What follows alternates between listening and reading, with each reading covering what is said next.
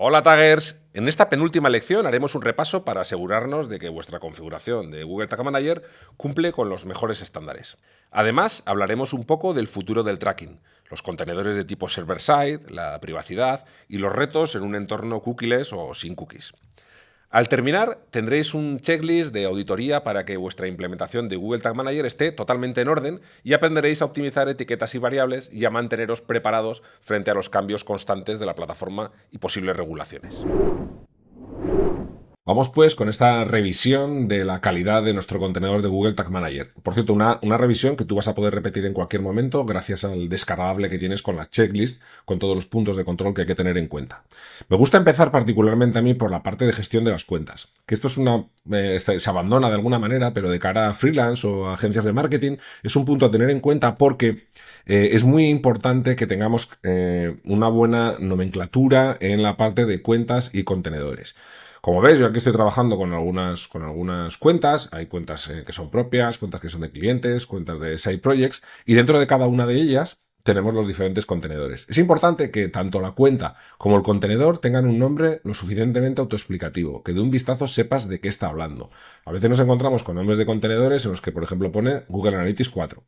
Y obviamente, pues sabes que es un contenedor en el que se ha implementado el seguimiento, ¿no? Las etiquetas de seguimiento de Google Analytics 4, pero no sabes ni de qué página web o de qué aplicación, es posible que no sepas ni siquiera de qué cliente, y esto es un follón, ¿no? Esto termina convirtiendo la gestión de cuentas y de contenedores en un jaleo impresionante. Entonces, es muy importante siempre que utilices para las cuentas, por ejemplo, el nombre del cliente o el nombre del proyecto, y dentro de la cuenta los contenedores que tengan cada uno el nombre de la aplicación o del producto digital con el que está trabajando. A mí me gusta habitualmente poner la URL de la página web cuando estamos hablando de sitios web, o el nombre de la aplicación si estoy trabajando con una aplicación. Entonces, una vez que esto lo tenemos controlado, nos vamos dentro de nuestro contenedor y vamos a revisar que habitualmente trabajemos con espacios de trabajo. Recuerda que tenemos a nuestra disposición en la cuenta gratuita de Google Tag Manager hasta 3 espacios de trabajo simultáneos. Uno, el espacio de trabajo por defecto, y 2 más. Pues es muy importante que cuando trabajemos en Google Tag Manager lo hagamos siempre en un espacio de trabajo, salvo que haya 2 ya ocupados y tengamos que hacerlo en el de por defecto, ¿no? Pero habitualmente que trabajemos en un espacio de trabajo. Y siempre al crearlo, que utilicemos un nombre para ese espacio de trabajo que sea lo suficientemente explicativo. Por ejemplo, aquí, implementación de GA4 e-commerce. Cualquier persona que entre al contenedor va a poder saber qué estamos trabajando en ese espacio de trabajo. Incluso que añadas una descripción.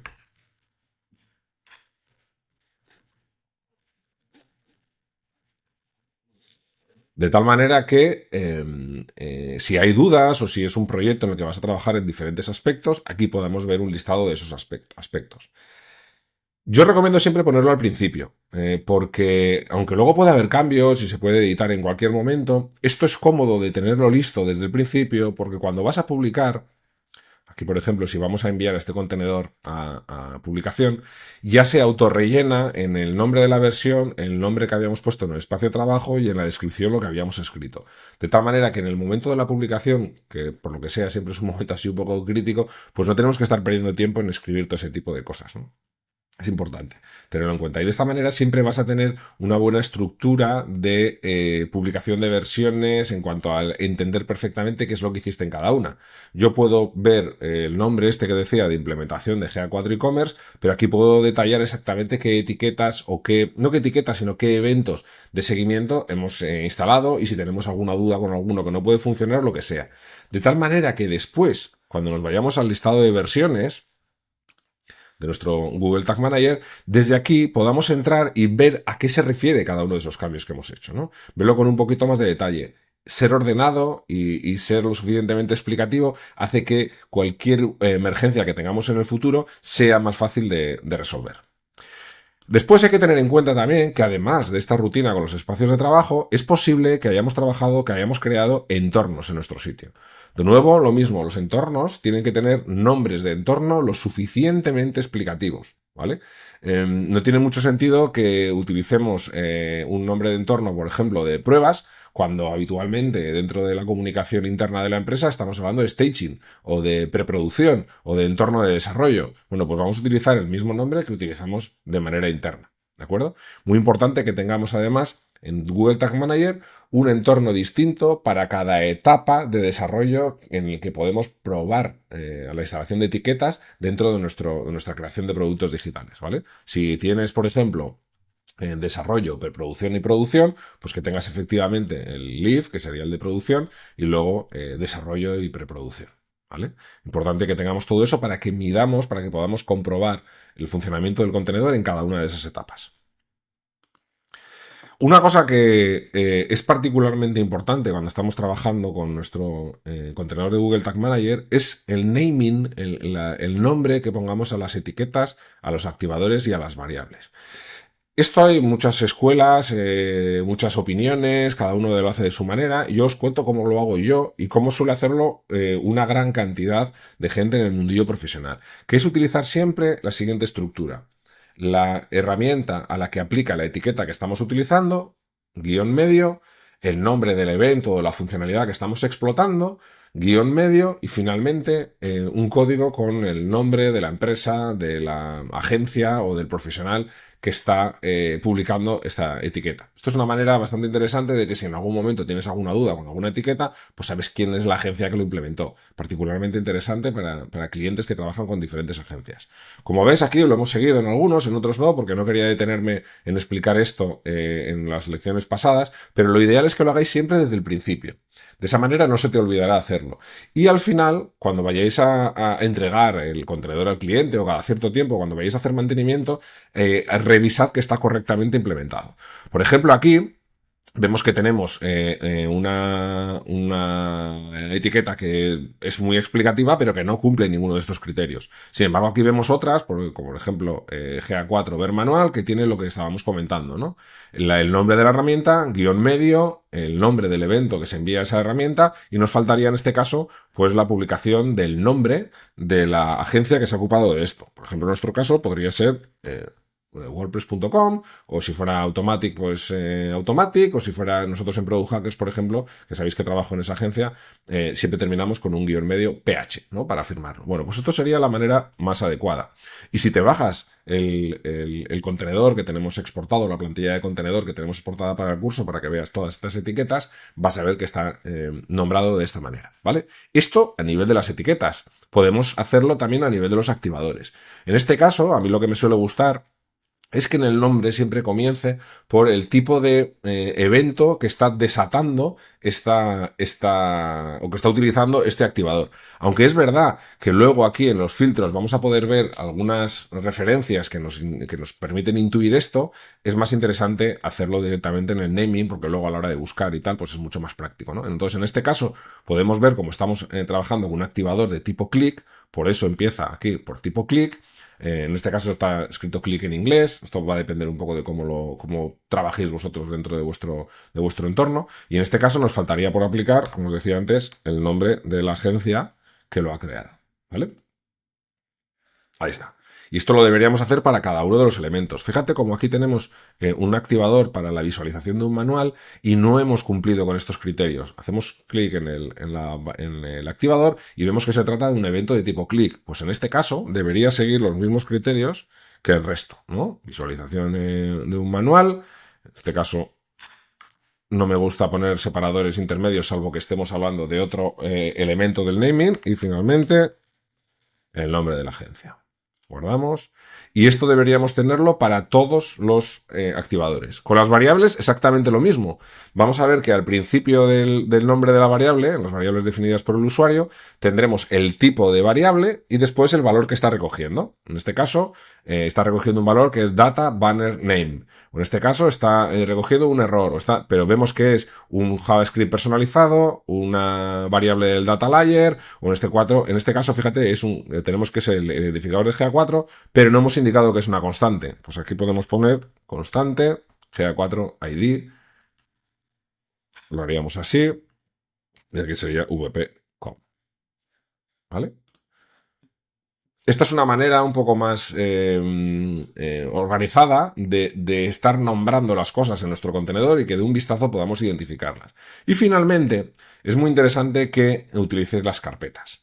Las carpetas es una forma de organizar la información por si quieres buscarla de manera más rápida. Por defecto, cuando vosotros vais creando entidades dentro de Google Tag Manager, todas se guardan en estos elementos no archivados. Pero podéis generar una nueva carpeta, por ejemplo, GA4, crearla y después ir marcando todas aquellas elementos que tengáis en vuestro contenedor que pertenezcan a esa naturaleza de GA4. Obviamente, si lo tenéis todo bien etiquetado, lo único que necesitáis hacer es marcar todos los que empiecen por el código GA4 y directamente moverlo a la carpeta de GA4. De tal manera que se reducirá la cantidad de elementos en la carpeta de no archivados y irás alimentando cada una de estas. Esto hace que si entras a buscar pues cualquier cosa, como te decía, que sea relevante para encontrar un problema o para ver si hay algo que ya está etiquetado para no sobreetiquetar, pues lo puedas ver de una forma organizada. Muy importante la gestión de las carpetas. Hay una revisión también que debemos hacer siempre, que es el de comprobar que no tenemos etiquetas duplicadas. Y no me refiero tanto a etiquetas que se lanzan dos veces, que son etiquetas que puedes, pues que hayas metido dos veces, por ejemplo, una etiqueta de configuración de Google Analytics 4, porque no estás utilizando un buen naming, porque no tienes una carpeta de GA4 y no te has dado cuenta de que ya está y la vuelves a meter. No me refiero tanto a eso, que obviamente es algo que tenemos que controlar, sino a que estemos sobreinstrumentando o sobreetiquetando. Por ejemplo, nosotros hemos creado algunos eventos como son un clic en el menú principal, un clic en una llamada a la acción o cosas al final son clics que se producen en nuestro sitio web. Y podemos tener un evento para cada uno de esos tipos de clic. Incluso cuando hablábamos del clic en el menú principal, podríamos tener un evento para cada clic en cada elemento del menú principal. Pero esto no tendría sentido. Tiene mucho más sentido tener un clic para todo el menú principal y que en una variable se guarde el nombre de la opción en la que he hecho clic. Esto se puede aplicar a muchas cosas dentro del sitio, de tal manera que si voy a estar haciendo, por ejemplo, un seguimiento de los clics en las llamadas a la acción de mi sitio y tengo 4, 5 o 6 llamadas a la acción distintas, no tiene sentido que para cada una de ellas cree un evento de clic distinto. Lo que hago es generar un único evento de clic que se puede activar con diferentes activadores y guardar en una variable el valor de ese clic en función del activador que lo ha disparado, ¿no? Esto lo que me permite es que con solamente una etiqueta, con solamente un evento, voy a estar gestionando 6 clics en eventos distintos, en llamadas a la acción distintas, ¿no? Y esto hace que sea, primero, que estemos enviando menos información o que estemos gestionando menos volumen de etiquetas en nuestro contenedor, facilita el mantenimiento y a la larga, en contenedores muy grandes, va a hacer primero que se carguen más rápido, esto afecta desde luego a la performance de nuestro sitio y sobre todo que sea más sencillo el mantenimiento del contenedor. Además, hay muchas situaciones en las que podemos llegar incluso al límite del tamaño que maneja un contenedor de Google Tag Manager. Cada vez que publicas una versión, te dice en qué volumen, de qué porcentaje está ocupado del contenedor. Y esto es importante porque no es tan difícil que nos encontremos con contenedores que están trabajando a partir o llegando al 90 y tantos, incluso al 100%, y que tengamos que instalar en un caso hipotético, un segundo contenedor para seguir añadiendo etiquetas. Esto habitualmente sucede porque hay muchos equipos trabajando, porque no está optimizada la gestión de las etiquetas y a veces requiere una refactorización de las etiquetas que ya están funcionando. Y esto es realmente problemático, es un proceso en cierto modo traumático. Entonces, cuidado con la gestión del espacio. Sé que al principio parece que el espacio es infinito y no hay ningún problema, pero a la larga puede tener problemas. Y en último lugar, un checklist que sí que es importante que tengamos en cuenta es la gestión de los usuarios. Nosotros siempre vamos a tener una gestión de usuarios a nivel de cuenta y luego vamos a tener una gestión de usuarios a nivel de contenedor. Es decir, podemos tener usuarios que dentro de la misma cuenta tengan diferentes accesos a cada uno de los contenedores. Si tú tienes un acceso de administración a nivel de cuenta, vas a poder gestionarte todos tus permisos de manera autónoma dentro de los contenedores. Pero si no es así, puede ser que tengas ciertas limitaciones. Es interesante que cuando lleguéis a un contenedor de un cliente, vayáis a verificar cuáles son los permisos que tenéis, ¿vale? Para ello, simplemente os vais a los permisos de los contenedores, hacéis clic en el usuario que queréis revisar y fijaros que en este caso yo tengo un permiso de administración y por tanto tengo la escala máxima, que sería publicación. Por debajo de la publicación, un usuario que puede publicar puede hacer cualquier cosa dentro de nuestro contenedor. Está la de aprobación. Estos usuarios son capaces de crear versiones del contenedor que alguien con un rol superior podría revisar y publicar.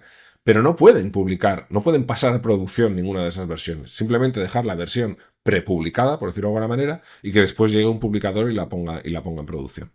Por debajo del aprobador tenemos el editor. En los permisos de edición nosotros podemos generar nuevas áreas de trabajo, podemos generar etiquetas, activadores, variables, lo que necesitemos, pero no podemos enviarlos a aprobación. Es decir, dejaremos los cambios en un espacio de trabajo, tendrá que venir un aprobador para crear una versión y a partir de esa versión publicar la versión. ¿Vale? Y finalmente, el último estatus es el de lectura, donde solamente podemos visualizar lo que hay dentro del contenedor, pero ni siquiera podemos hacer una vista previa.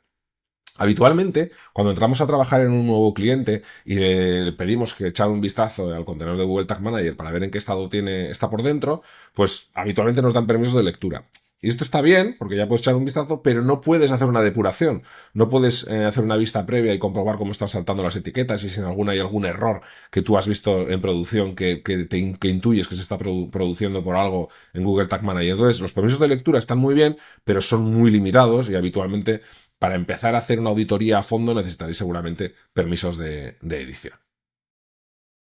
Vamos a dedicar unos minutos ahora a hablar de privacidad. Y te preguntarás, ¿por qué hablar de privacidad en Google Tag Manager? Bueno, en realidad es muy importante y está muy relacionado.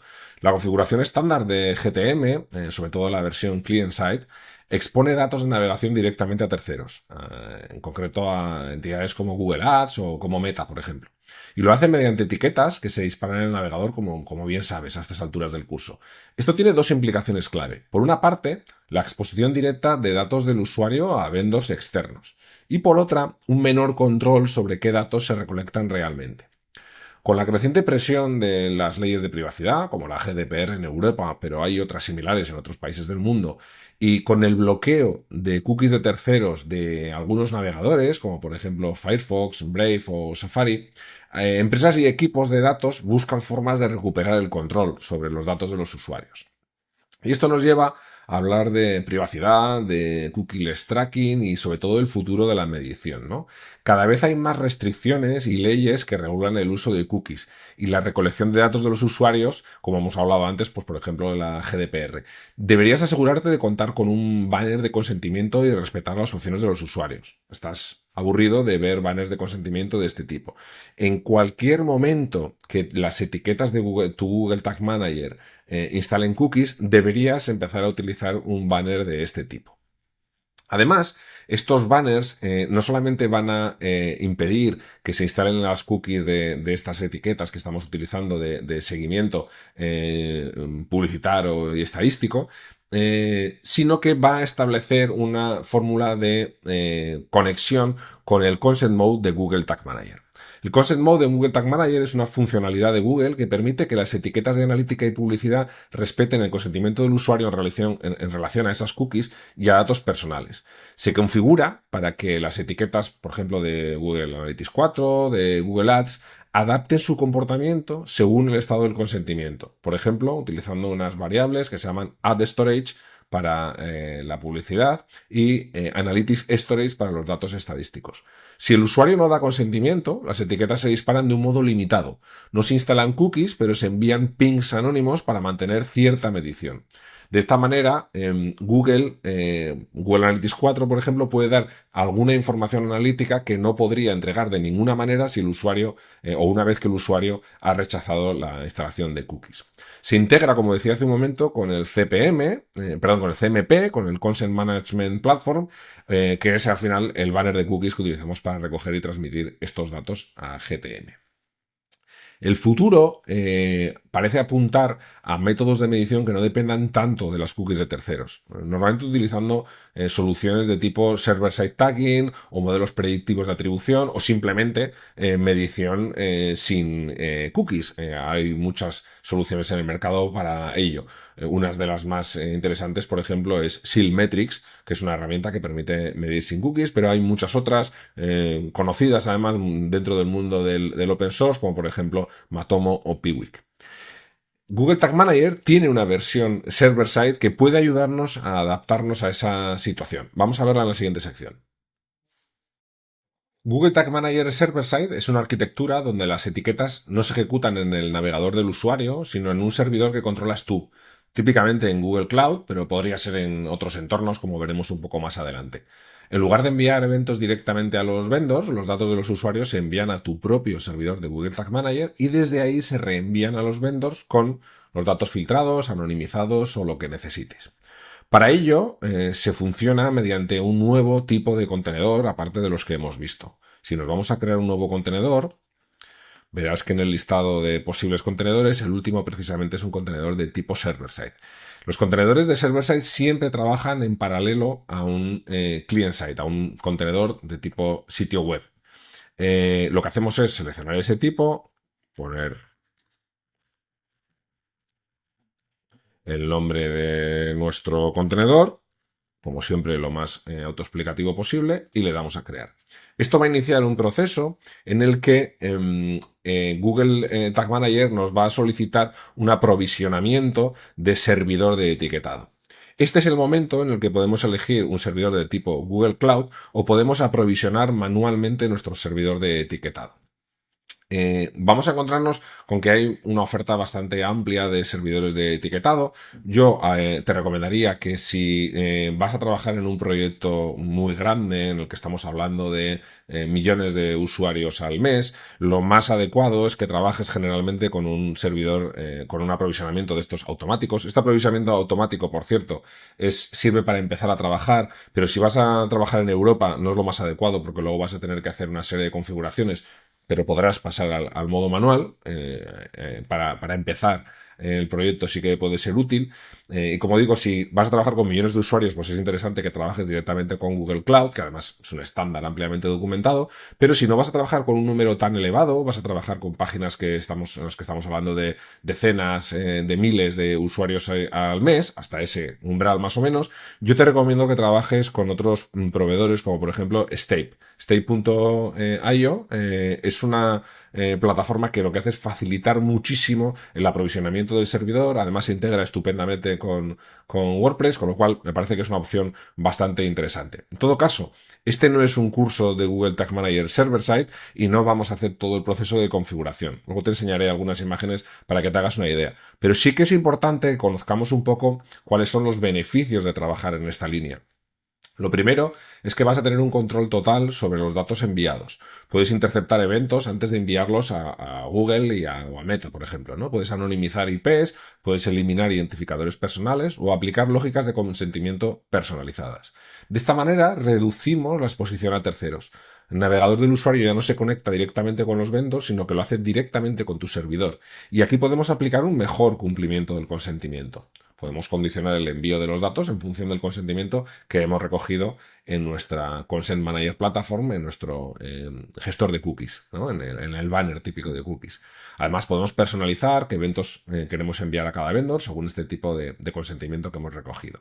Y se pueden hacer cosas avanzadas como una ofuscación de cookies o de IDs, ¿no? Podríamos reescribir las cookies de Meta o de Google antes de enviarlas e incluso podríamos generar nuestros propios identificadores internos. Es importante que tengamos en cuenta que Google Tag Manager Server-Side no es en sí mismo una solución de privacidad, sino que es una herramienta que permite implementar mejores prácticas de privacidad. No nos exime de la necesidad de un buen sistema de consentimiento, de un buen CMP. La estructura tiene un coste. Hasta ahora hemos visto que Google Tag Manager era gratuito, pero el hosting y el procesamiento en Cloud Run, que es el cloud de Google que se utiliza para esto, tiene un coste. En el caso de Stape.io, pues tiene un pricing también, ¿no? Que podemos verlo desde aquí, en el que dependiendo de lo que queramos montar, en nuestro caso va a ser un server GTM hosting, pues empieza en $17, pero dependiendo del tipo de la cantidad de tráfico que vayamos a recoger, fíjate cómo podemos probarlo hasta 10.000 peticiones gratis en el momento en el que estamos grabando este vídeo. Para 500.000 peticiones ya estamos hablando de $20 al mes y se va incrementando hasta que llega un momento, como te decía antes, donde para un número muy elevado de peticiones suele salir más económico trabajar con Google Cloud. Entonces vas a tener que buscar un poco cuál es el número de eventos. Cuando hablamos aquí de peticiones hablamos de eventos. El número de eventos que vas a estar trabajando en Google Analytics 4, por ejemplo, o en Meta o en todas las herramientas de forma combinada, para ver hasta qué punto te interesa la facilidad de una solución como la de State u otras similares, o directamente pasarte a Google Cloud desde un principio, ¿no? Entonces, es importante que entendamos que vas a requerir de un perfil técnico para implementar correctamente los filtros, los clientes y los headers adecuados. Voy a mostrarte a continuación una estructura ya montada de contenedor server-side, especialmente enfocado en este caso para Google Analytics 4. Como puedes comprobar, aquí tengo un contenedor de client-side convencional, con la particularidad de que para aquellas etiquetas que nosotros queremos enviar señales al vendor, en este caso a Google Analytics 4, en concreto, lo que hacemos es que los eventos tienen una variable de eventos, una variable que aplicamos a todos los eventos de Google Analytics 4, en este caso, como ves, esta es la nomenclatura que utilizamos para esa variable, y que si nos vamos a verla, lo que nos vamos a comprobar es que para todos los eventos de Google, lo que estamos haciendo es enviar un parámetro que se llama Server Container URL, que tiene un valor determinado. En este caso, como ves, está alimentado con otra variable, pero que es una URL del servidor. Es el servidor que nosotros hemos aprovisionado, como te decía antes, para este contenedor server-side, ¿no? Entonces, en el contenedor de cliente, lo que hacemos es añadir a todos los eventos un parámetro de Server Container URL, para Google Analytics 4, lo repito, y le asignamos un valor que es una URL en concreta. Bueno, pues lo que tenemos después es un contenedor de server-side que está conectado precisamente con esa URL de servidor. Como ves, este tipo de contenedor es un tipo de contenedor server-side y es muy similar a los de client-side, salvo que tenemos aquí dos apartados que son los clientes y las transformaciones. El más importante es el de clientes. En el cliente lo que tenemos son las herramientas, los vendors que están conectados con nuestro servidor. En este caso, solo Google Analytics 4. Y después lo que tenemos es una etiqueta que queremos enviar a ese cliente con el que estamos trabajando. En este caso, lo que tenemos nosotros son dos etiquetas, que son una etiqueta que envía eventos a una propiedad de Google Analytics 4 donde hacemos un seguimiento de client-side y a otra propiedad de Google Analytics 4 donde hacemos un seguimiento server-side. Podríamos estar enviando a la misma propiedad todo para que hiciera un match de contenidos Google Analytics 4, pero en este caso está en una fase de test donde queremos ver el rendimiento que tenemos con la medición server-side y la medición client-side. Es decir, en este caso, podemos estar utilizando de forma simultánea una medición a Google Analytics 4 de tipo del lado del cliente y otra medición de tipo del lado del servidor, para comprobar cuáles son las ventajas, para validar cuáles son las ventajas que nos da tener precisamente un seguimiento server-side, para ver si Google Analytics 4 es capaz de procesar una mayor cantidad de información. A efectos técnicos no requiere, para que funcione, nada muy demasiado avanzado. Como ves, prácticamente los tres elementos que necesitamos es un servidor de tipo de cliente, un aprovisionamiento de servidor para la conexión server-side y un contenedor de tipo server-side. Con esas tres cosas tendríamos básicamente todo lo que sirve. Pero como tiene un coste esta infraestructura, es interesante que lo valides para ver si para ti es lo más adecuado para tu proyecto y si realmente te está aportando servicio. En todo caso, toda la parte de instalación de un contenedor server-side tiene un cierto proceso que no cabe dentro de este curso, pero que si estáis interesados, pues dejadnos un comentario en el vídeo y podemos preparar un curso de server-side para el futuro. Hemos visto cómo auditar tu contenedor y mantenerlo en buena forma y los próximos retos en el entorno de la analítica digital. Además, hemos abierto la puerta a un servicio de Google Tag Manager mucho más avanzado, los contenedores de tipo server-side. Con esta elección cerramos nuestro curso de Google Tag Manager, aunque en la lista verás que por el mismo precio te hemos preparado un goloso bonus track para hablarte de las alternativas a Google Tag Manager. Ahora tienes todos los conocimientos para implementar, medir y optimizar tus campañas de marketing con total confianza. Recuerda que el entorno digital cambia muy rápido, así que sigue aprendiendo y revisando configuraciones periódicamente. Muchas gracias por acompañarme en este viaje, Taggers. Espero que el curso haya sido útil y que sigáis explorando las posibilidades de Google Tag Manager. Nos vemos en próximos cursos o en la comunidad de marketing digital. Un saludo.